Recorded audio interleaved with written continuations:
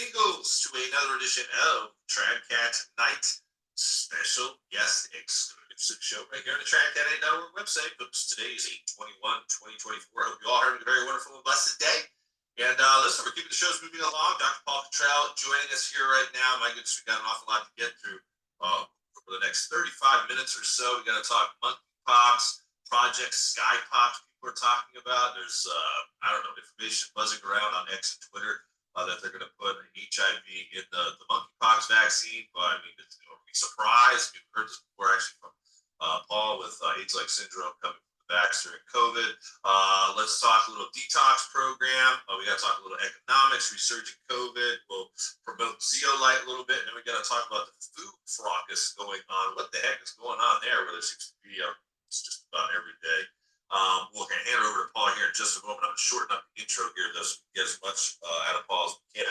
But listen, you guys know the routine. TradCat Night. Follow us across all social media outlets. Don't forget about the new website. I'm working 2 websites now. Third-secret.com that will mainly handle the apostasy side of the church type of headlines and shows. Shows will start September the 2nd. Articles are already up. My latest article is up, so get on over there, become a paid member. And don't forget about the Substack archives. TradCat8.substack.com. Check that on out. Don't forget about the 3 Days of Darkness movie, still on Vimeo, most comprehensive English-speaking film on that particular Catholic prophecy, as well as Marie Julie Jeheni. Send me your special guest suggestions. I'm going to be working on the weekend, like on Saturdays. I really take a cheap amount of time out, and I'm trying to find a whole lot of new guests. And during the last sort of round of doing that, I think I got 5 new guests coming on in September. So if you guys have anyone that you'd like to see on the program, that's a major way getting a contribution on that side. And we'll see who else we can bring on in September. Don't forget about the Eagles Nest Inner Circle program. Reach on out. Let's get a little herky-jerky here. You can stay in close quarters with me in real time. Sacred Heart Summer fundraiser. We just had a very wonderful donation, a very generous donation from Linda Jump and the Jump family. Thank you so much. Appreciate that. Need more people like Linda to step up to the plate so we can do as many shows as possible here, folks. I'm trying to at least get 15 throughout the week. Years past, we were normally consistently hitting about 25. So please do help on out. And appreciate all of our sponsors, from Mary Jackson to Kathleen Loney to John Dean to Samantha Wiesing to Joe Blazak to Nick Flew. Appreciate you guys all, and we're looking for new sponsors for the new website too, by the way, third-secret.com. You're going to go up on the main page, and I'll get you guys some quotes, and I'll try to take care of everyone. I know it's tough economic times, so we certainly are not surviving off of the no donations from our sponsors, so a great way for us all to help each other out. And having said that, we are now ready to rock and roll. DrPaulCottrell joining us here. It's going to be up on the big screen. And Paul, welcome back to the program. How you been staying busy? And my goodness, you want to start with the monkeypox thing? Everyone's got sort of their own take on it. A lot of people think this is live. I did have David Knight on the show yesterday, and he seems to think that it's just all vaccine related. It's not necessarily a bioweapon. That's not personally my opinion. I do think that it's both. You know what I mean? Like there are like bioweapons, and they are trying to actually populate us through programs like that, through chemtrails. I'm not sure if you heard about this Project Skypox, allegedly released by some whistleblower out of the Gates Foundation, but they say they're going to be spraying major cities. Garbage truck. Is that a garbage truck out there? No, it's just outside. There's always deliveries down the street, and every time they back up to try to park, there's the sound. So. Monkeypox, Project Skypox, vaccine, all that. Yeah, well, I mean, there's a lot going on. There is a big push by the WHO to make this an emergency situation. There are thousands of cases in Congo. The last I looked, it was around 17,000, 18,000 cases. There are 2 different types. Main types are clades. There's clade 1 and clade 2, and each type has sub-variants A and B. The one that we had in 2022 was clade 2B. And that was primarily in the homosexual community that was contracting it. This one has mutated. The question is, has it been a forced mutation or a zoonosis kind of mutation, a natural mutation. And now there is this clade 1b, which is the mortality rates are higher and it spreads much more efficiently. And it doesn't just stay in the homosexual community. What people need to realize, and a lot of scientists and MDs aren't even bringing it up, and I don't even think a lot of the MDs even understand it, but Mpox is a very complex virus, much more complex than HIV, much more complex than beta coronaviruses. It has a genome that is it codes for about 191 proteins. That's a lot, all right? And it's a large virus. And the mechanisms of pox viruses, especially Mpox, isn't really well known. All right.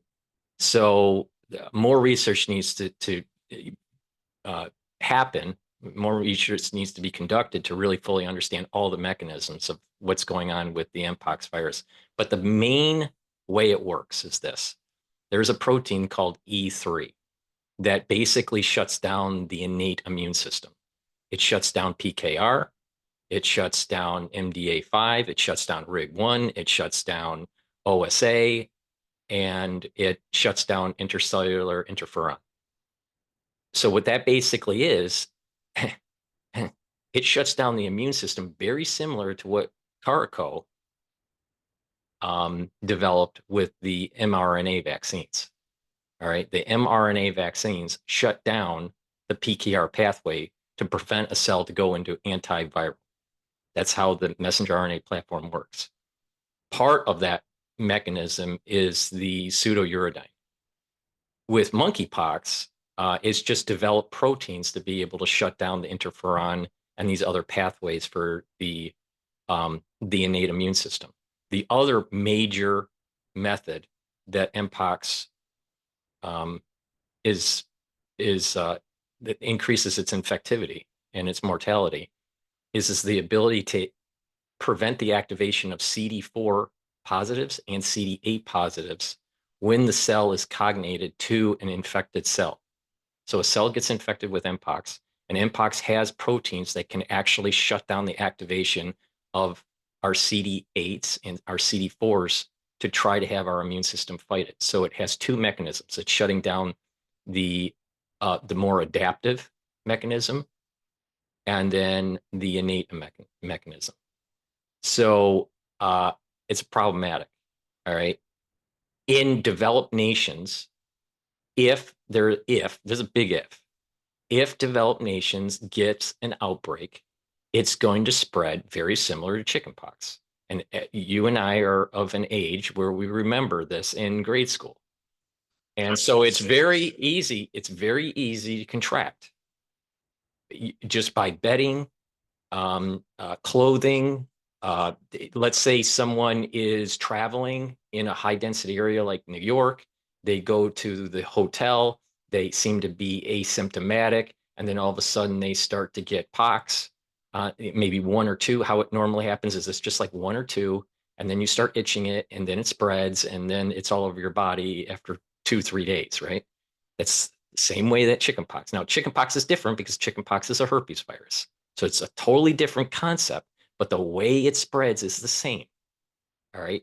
So all you have to do is be in contact with some sort of contaminated clothing or bedding, or you touch the person, or you touch a pole. Let's say you're on the MTA or on the bus, or you do a handshake, at work or whatever. Sit on the toilet, at work or whatever. All right. That's how it'll spread. But there's a big if. The big if. The big thing here is that if the outbreak happens in developed nations. The problem that we have at this, as we are recording this, Mpox clade 1b is in Sweden, Pakistan, India, and I've heard that there is a potential also a case in the UK. I thought there was a case here in the United States too. One or two cases. That I'm not sure if that's been confirmed to be clade 1b. That might be clade 2b.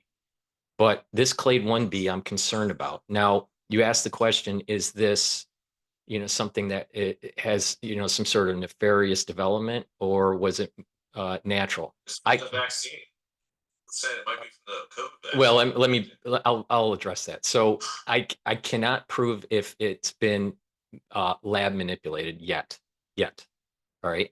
But I am concerned that if you look at the metadata on this, the timing is really suspicious.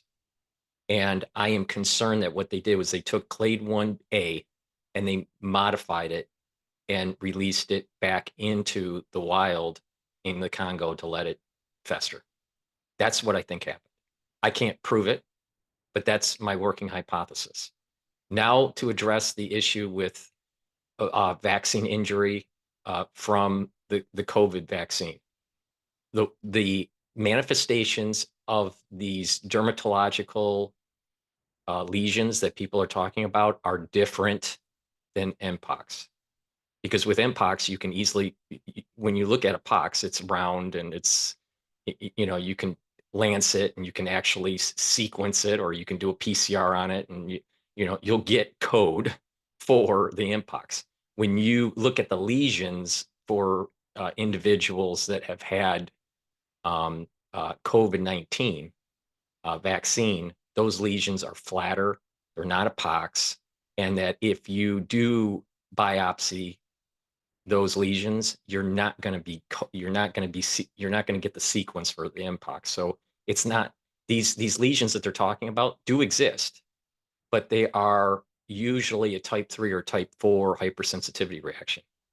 Now there's another side issue here, and that is over vaccinating that weakens the immune system. So the question is why is Mpox such a problem?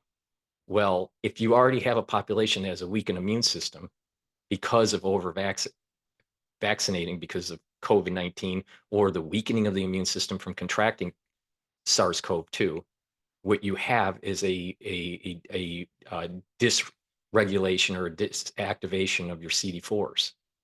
So your CD4 count may be okay, but what's active, or what can be active, is diminished.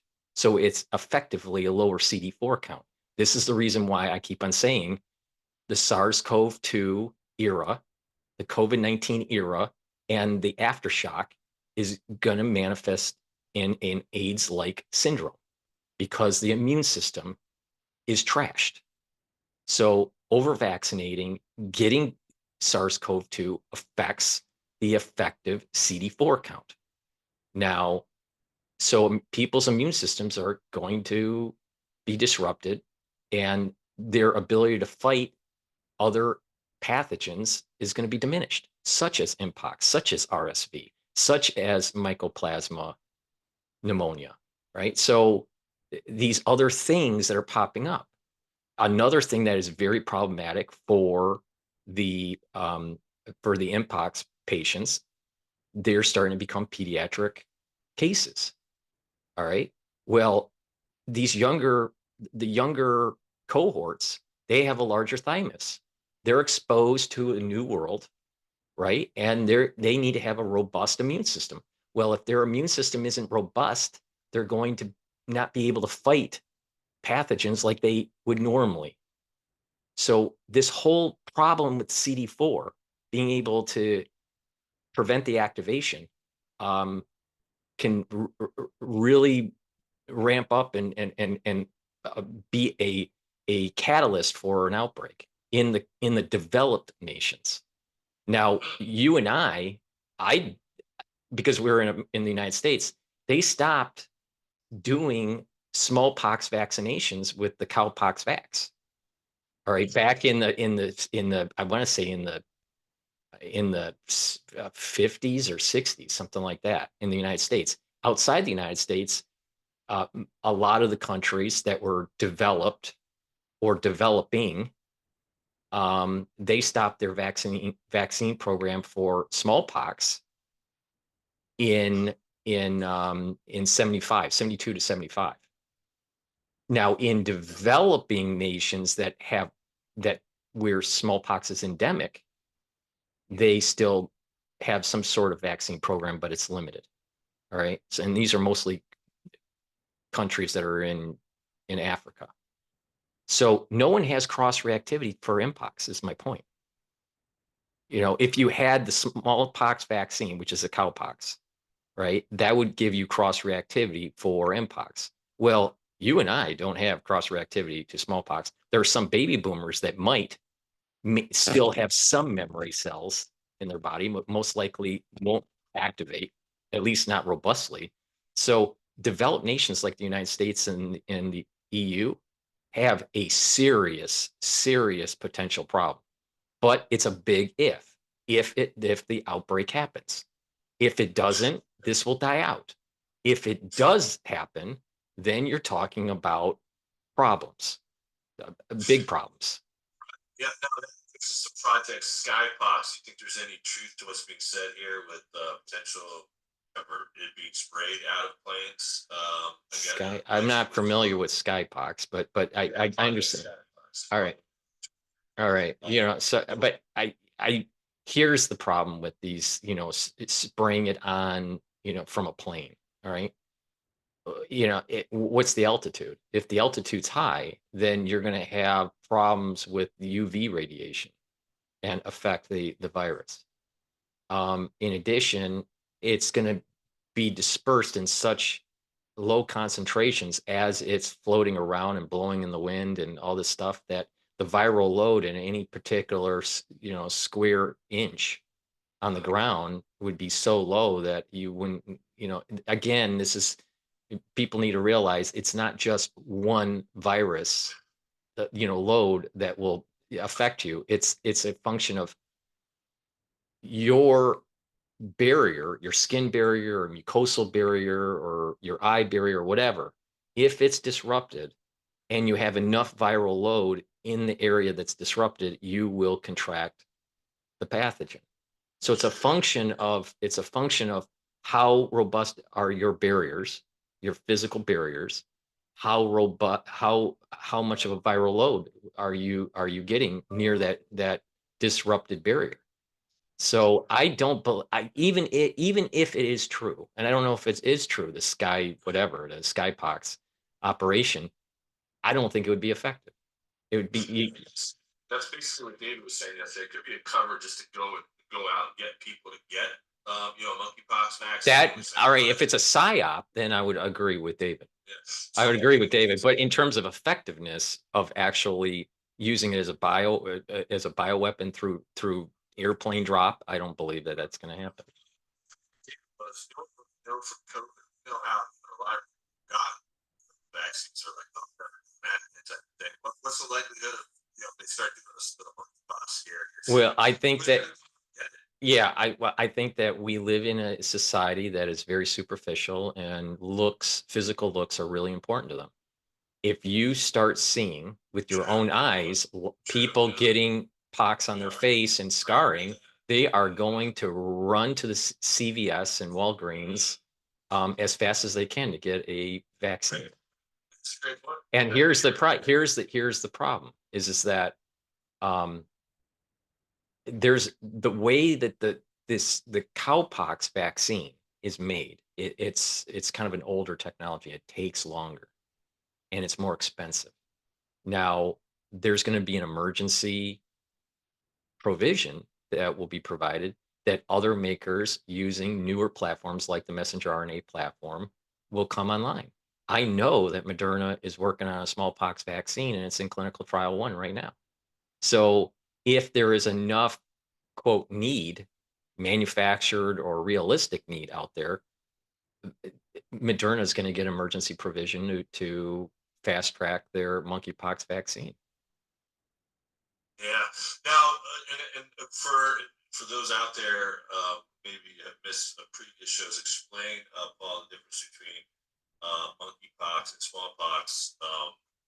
But I don't know if you remember back in the day, Gates was warning us that there was going to be a smallpox pandemic. And the reason why I think we're probably going to be entering the dark winter script, I mean, for a wide variety of reasons, with the election kind of coming around. We're now talking about monkeypox here at late, August and summer, only through the fall time. But I'm going to cover the Dark Winter script allegedly starts December the 1st, so I could see that where we kind of roll from monkeypox into smallpox. The Dark Winter script reads Russia gets blamed on a weaponized smallpox or whatever, and that could throw a big hamper into we got the elections coming up, and then probable transition here. That could throw a whole a whole monkey wrench into things. Well, give us break this down for us scientifically, the difference between the two. And as far as I know, the vaccine is the vaccine similar for both monkeypox and smallpox. Right. So I know they're starting to produce this thing. Right. Okay. So there's a few things here. So smallpox, think of it as a spectrum. All right. Most of us in the United States have contracted chickenpox. Chickenpox is not a pox virus, not a pox virus. It's a herpes virus, but it spreads similarly. All right. So our visceral feel of what this means, just imagine, remember chickenpox, but worse. That could kill you. All right. Now, in some immune compromised individuals, chickenpox can kill you, but the average person didn't have that kind of experience with chickenpox. So it's similar to chickenpox, but chickenpox is a herpes virus. Okay. Mpox is a lesser version in terms of mortality or severity. It's a lesser version compared to smallpox, but they come from the same pox virus family. All right. Smallpox was eradicated, at least in developed nations, through a very robust vaccine program. Now, people will complain about, well, there was vaccine injury and blah, blah, blah. Yes. All right.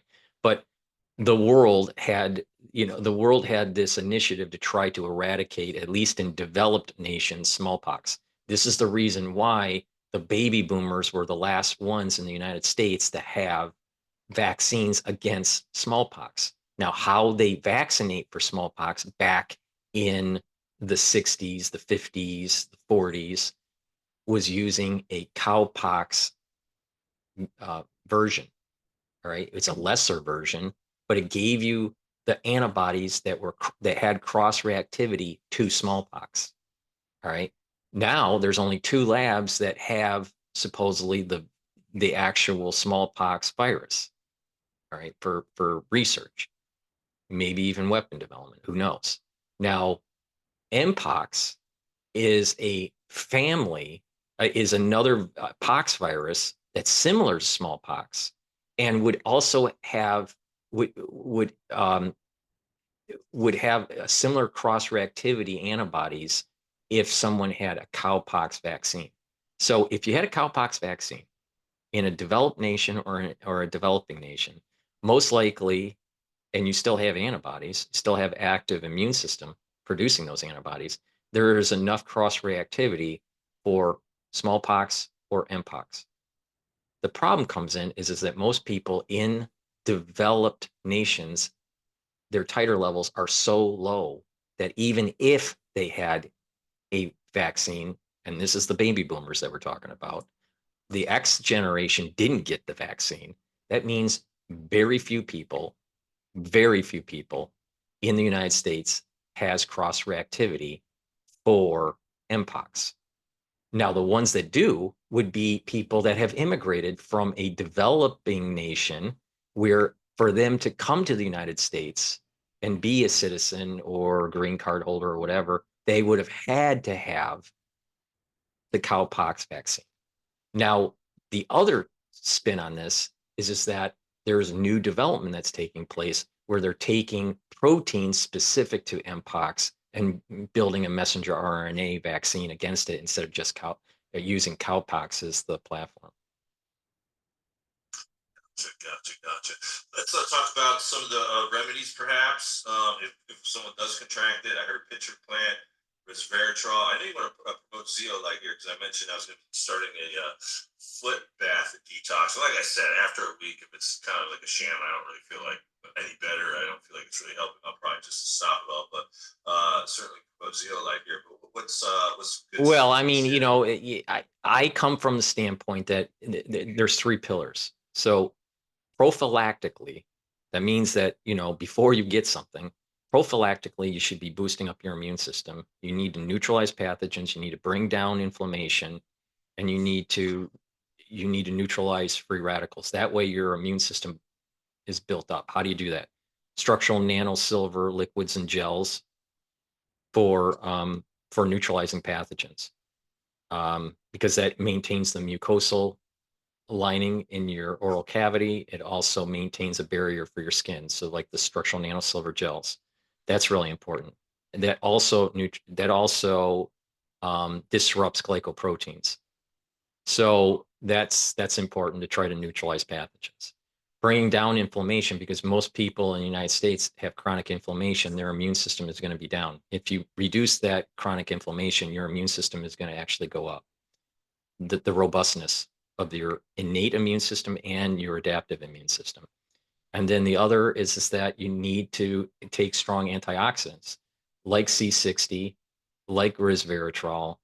Olive leaf extract is really important to help boost up your immune system. Lignans help to boost up your immune system. Oregano oil, it has properties that will boost up your immune system, and also it's antiviral. So now that's the prophylactic. Now what happens if someone contracted it? Well, you got a problem. And the first problem is you're going to have a lot of itching. There's going to be a lot of skin irritation. There's going to be, there's not really good treatments, Eric, for Mpox. I mean, that's what I'm saying. This is problematic. So if you remember the days of chickenpox, you almost have to just let it burn through. Now you can alleviate some of the itching with the calamine lotions and the salt baths and all this stuff, right? So, but there's no magic bullet for this to go away. That's why I'm saying prophylactic means to boost up your immune system is the best, because if you do contract it, at least you have a more robust immune system to be able to fight it. But if someone gets this in a developed nation, it's just imagine your chickenpox times 5. However you had chickenpox times 5. No.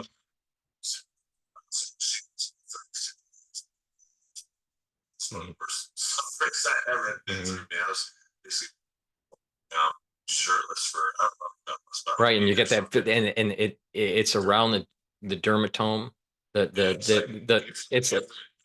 it's burning, and right, yeah.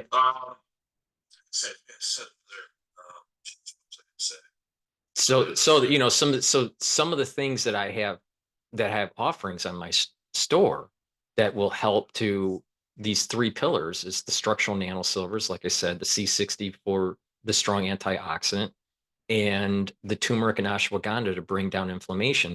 But also things to take are like olive leaf extract that I have on my store, and zeolite, which is really important because a lot of people, they don't filter their water and they eat processed foods, and there's going to be toxins and chemicals and heavy metals in that food and in that water that people have been digesting for years. People need to start thinking about detoxing. Zeolite is a great way to soak up those toxins, soak up those chemicals, and get rid of it. So basically how it works is that it is a charged molecule, and it's a negatively charged molecule, and it will attract positively charged molecules that are like toxins, chemicals, heavy metals, and bind to it. In about 6 to 8 hours later, you're urinating it out. You do this maybe once a year, or twice a year. Once a year, twice a year. Some people do it every day. See, there's 2 types of zeolite. Some zeolite you can take year round, and others you cannot. So you got to be careful. The one I provide on my store, you can take year round. So what you basically do. What's the difference? Well, they'll say on the label. They'll say on the label. So zeolite pure. They'll say it on the in their sell sheet. But zeolite it is a liquid that you put underneath your tongue. So you start with just 1 or 2 drops under your tongue. Drink some filtered water. and you may increase maybe 1 drop a day up to 10 drops, and then just stay at 10 drop level until you run down the bottle, and then you're done. If you want to just do a bottle detox, but like I said, what I have on my store, you can take year round, and then you just go into a maintenance mode where you do like maybe 2 or 3 drops per day under the tongue. It's better than like the capsules or the powder. Yes, because you want the absorption, the bioabsorption. So tincture's better. Okay, that makes sense. Right. Yeah. All right. Yeah, I'm new to that world. So No. The zeolite is important because you want to get rid of those heavy metals. Now, the thing is that there is a caveat here, Eric, and it's really important for people to listen here. When people are on medications, some of their medications may end up, as it's metabolizing, being positively charged molecules. And because it's a chemical in the body, the zeolite will try to attract that chemical. So it may try to inhibit the actual medication that they're on. So if someone is on medication, heart medication, maybe, whatever it is, whatever medication you're on, you need to talk to your doctor before taking zeolite if you're on medication. If you're on medication, if you're on, because you don't want the zeolite to inhibit your medication. What will happen is you'll start to actually notice that some people, because they have had really a poor diet, they may actually feel a little discomfort in their joints, but that's a good thing because what's happening is that it's getting the toxin out.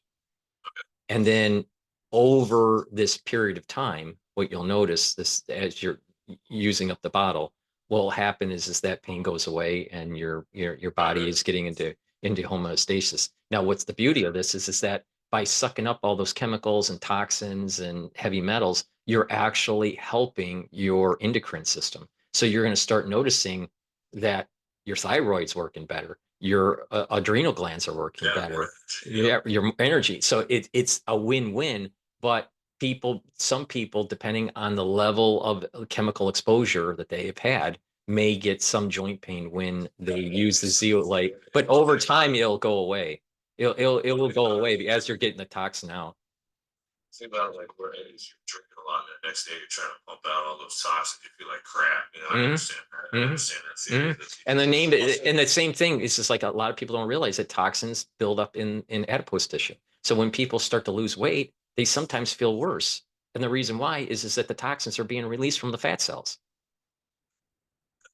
Also get extra sleep, especially going into the winter. I know I always try to make that a thing going into the fall, like winter time.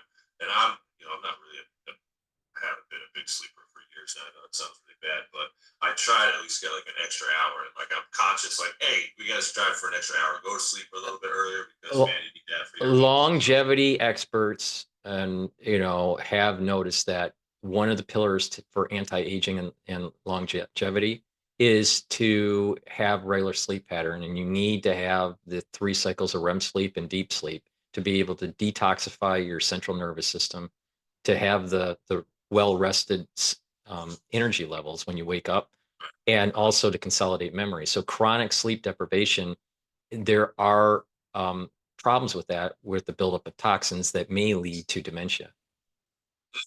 Now, Paul, we only have about 5 minutes left. I wish we had time to get to 2 or 3 other areas, but I wanted you to rehash the topic of where we're at economically speaking, but I'll call it the stock market dip. I didn't necessarily want to call it a crash. I know you didn't. It was like a 15-point correction on the down. Although Japan's Nikkei, I don't know if you want to weigh in on that. Their situation might be a little bit different than ours.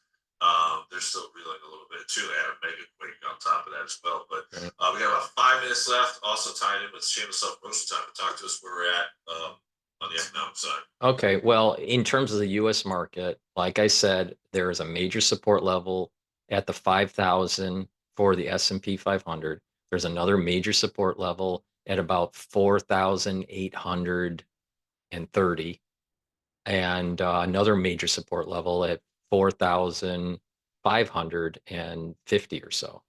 So I'm not too worried about quote a major crash. And when it did go down, the S&P 500 went down 5,000. It went to 5,114. Didn't hit the support level of 500 or of the 5,000. If you trade this, it would be the SPY, which would be 500. But the thing is the S&P 500 did not pass, didn't break the support levels like I've been saying.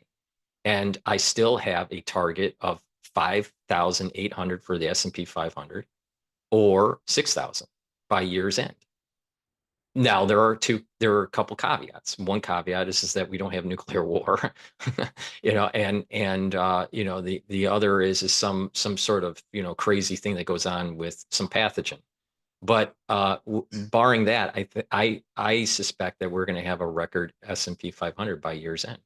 And if Trump wins the election, you may even have more of a bounce upward for that, because there's going to be this, kind of like this Trump. I suspect there will be a Trump rally if he wins.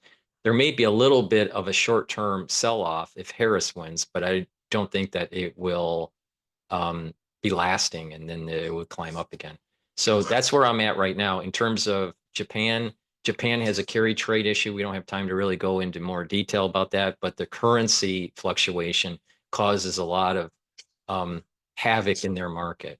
And the BOJ, wanted to raise interest rates, and that changed the carry trade between the United States and Japan, and that's a little bit more complicated, and we need a little bit more time to talk about it. In terms of the shameless promotion, I do have not just the two products that I have on my store, new products, which is the olive leaf extract and the zeolite, which are really good. The olive leaf extract helps to boost up your immune system and helps your cardiovascular system. It's really important to take every day. And I also have ubiquinol, which is the active form of CoQ10 that helps to boost up your energy levels and helps with cognitive function. I have K2 now on my store, vitamin K2, MK7, which helps with bone health and cardiovascular health. If you've been following my work, I talk about how to reduce plaque using K2. And I have nattokinase on my store. That's fibrinolytic. That will break up clots. But if you take it in higher doses, it will lower your cholesterol. And what was the other one? Oh, NAD plus, which helps with energy levels. And